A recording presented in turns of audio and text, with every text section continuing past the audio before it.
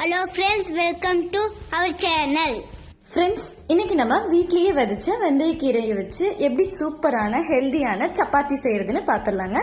நம்ம சேனலுக்கு புதுசா இருந்தீங்கன்னா மறக்காம சப்ஸ்கிரைப் பண்ணுங்க. அப்படியே பக்கத்துல இருக்க பெல் ஐகானையும் கிளிக் பண்ணிருங்க. நம்ம வெந்தயக்கீரையை விதைக்கிறதுக்கு நம்ம குறைவான இடமே போதுங்க. ரொம்ப சீக்கிரமா விதைச்சிடலாம்.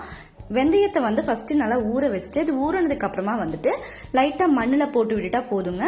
இந்த மாதிரி கொஞ்ச நாள்லயே நமக்கு அப்படியே வளர்ந்து நல்லா வந்துருங்க. பாருங்க கீரை எவ்வளவு ஃப்ரெஷ்ஷா இருக்குன்னு. இதை இந்த மாதிரி கிள்ளி எடுத்துக்கோங்க. நமக்கு ரொம்ப ஹெல்தியான வெந்தயக்கீரை நம்ம வீட்லயே ரெடி பண்ணிடலாங்க. நம்ம கடைக்கே போக வேண்டாம். இது ரொம்ப ஹெல்தியானதும் கூட. இப்ப இந்த வெந்தயக்கீரையை நம்ம அப்படியே கிள்ளி எடுத்துக்கலாங்க. இந்த மாதிரி உங்க வீட்ல வெந்தயக்கீரை சப்பாத்தி செஞ்சு பாருங்க. உங்களுக்கு ரொம்ப ரொம்ப உடலுக்கு இது சக்தி வாய்ந்ததா இருக்கும். பாருங்க இப்ப நம்ம வெந்தயக்கீரையை கிள்ளி எடுத்தாச்சு. இதை நல்லா கழுவி சுத்தம் பண்ணி எடுத்துக்கலாங்க. இப்ப இந்த பாத்திரத்துல நான் 1 கப் அளவுக்கு கோதுமை மாவு சேர்த்துக்கிறேங்க. இது கூடவே நம்ம பறிச்சு வச்சிருக்க வெந்தயக்கீரையை கட் பண்ணிட்டு உள்ள சேர்த்துக்கோங்க. கூடவே கருவேப்பிலை, கொத்தமல்லி தழை சிறிதளவு சேர்த்துட்டு இஞ்சி பூண்டு பேஸ்ட் 1 ஸ்பூன் சேர்த்துக்கோங்க. 1/2 ஸ்பூன் சீரகம் சேர்த்துட்டு கொஞ்சமா உப்பு சேர்த்துக்கோங்க. இது கூடவே 1/4 ஸ்பூன் மஞ்சள் தூள், 1 ஸ்பூன் மிளகாய் தூள் சேர்த்துக்கோங்க. 1 ஸ்பூன் மல்லித்தூள் சேர்த்துட்டு 1/2 ஸ்பூன் கரம் மசாலாவும் சேர்த்துக்கோங்க. இதுலயே ஒரு பச்சை மிளகாய் மட்டும் நல்லா தட்டிட்டு உள்ள சேர்த்துட்டு நல்லா இந்த மாதிரி கலந்து விட்டுருங்க. இந்த வெந்தயக்கீரை சப்பாத்தி எல்லாருமே விரும்பி சாப்பிடக்கூடிய ஒரு பெர்ஃபெக்டான டின்னர் அண்ட் பிரேக்ஃபாஸ்ட் ரெசிபியா இருக்குங்க. நமக்கு சப்பாத்தியே ஹெல்தியா இருக்கும். கீரைன்னு சொன்னா எல்லா கீரையிலுமே ஒரு வகையான சத்துக்கள் நிறைய நிறைஞ்சிருக்குங்க. இந்த வெந்தயக்கீரையில நமக்கு பல சத்துக்கள் நிறைஞ்சிருக்கு. இப்ப நம்ம கொஞ்சம் கொஞ்சமா தண்ணி ஊத்தி இதை அப்படியே கலந்து விட்டுறலாங்க. வெந்தயக்கீரையில பார்த்துட்டோம்னா நிறைய விட்டமின்ஸ் இருக்குங்க. அதனால இதை நம்ம கட்டாய உணவுல சேர்த்துட்டோம்னா நமக்கு ரொம்ப சக்தி வாய்ந்ததா இருக்கும். இத பாருங்க அப்படியே நல்லா கலந்து விட்டுக்கோங்க. கொஞ்சம் கொஞ்சமா தண்ணி சேர்த்துட்டு அப்படியே இதை பிசைஞ்சு எடுத்துக்கலாங்க.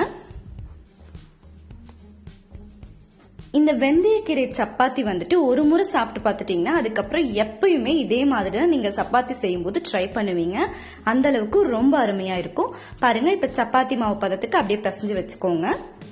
இது 10 இருந்து 20 நிமிஷம் வரைக்கும் நல்லா ஊறட்டுங்க. அப்ப நமக்கு சப்பாத்தி ரொம்ப சாஃப்டா இருக்கும்.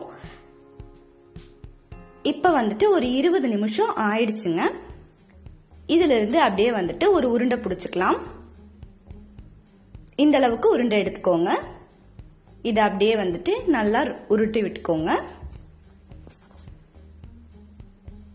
கீரை சாப்பிடாதவங்க கூட இந்த மாதிரி வெந்தயக்கீரை சப்பாத்தி செஞ்சு கொடுத்தீங்கன்னா ரொம்பவே விரும்பி சாப்பிடுவாங்க.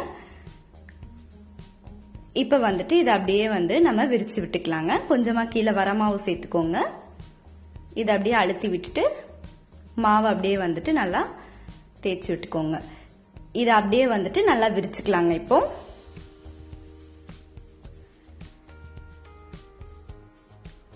இது எல்லாருமே விரும்பி சாப்பிடுவாங்க. கீரை பிடிக்காதவங்களுக்கு இந்த மாதிரி நீங்க செஞ்சு கொடுத்துட்டீங்கன்னா கீரையை உணவுல சேர்த்துக்கிட்ட மாதிரி இருக்கும். இதை அப்படியே கொஞ்சமா வேணும்னா மேலால வரமாவு சேர்த்துக்கோங்க.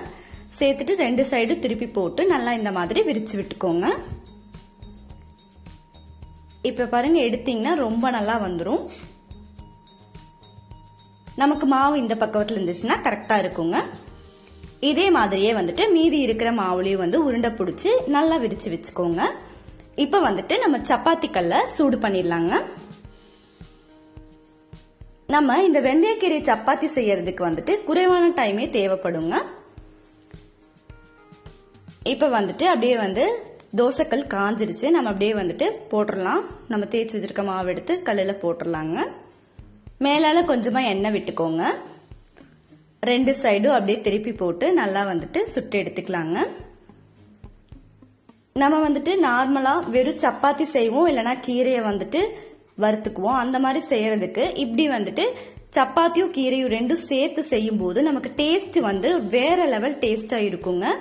ஒரு டிஃப்ரெண்டான ரெசிபி சாப்பிட்ட மாதிரி ரொம்பவே நல்லா இருக்கும்.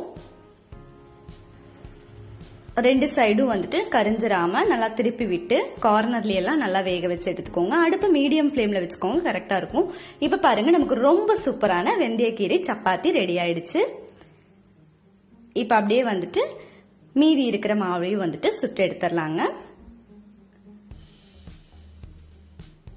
நல்லா வந்துட்டு திருப்பி விட்டு வேக வச்சுக்கோங்க. நம்ம குறைவான டைம்ல செய்யக்கூடிய ஒரு டிஃப்ரெண்டான சூப்பரான ரெசிபியா வந்துட்டு உங்களுக்கு இந்த வெந்தயக்கீரை சப்பாத்தி இருக்குங்க. பார்க்கும்போதே வந்துட்டு அப்படியே எடுத்து சாப்பிடணும் போல இருக்கும். நமக்கு இப்ப ரொம்ப ஹெல்தியான வெந்தயக்கீரை சப்பாத்தி ரெடி ஆயிடுச்சு.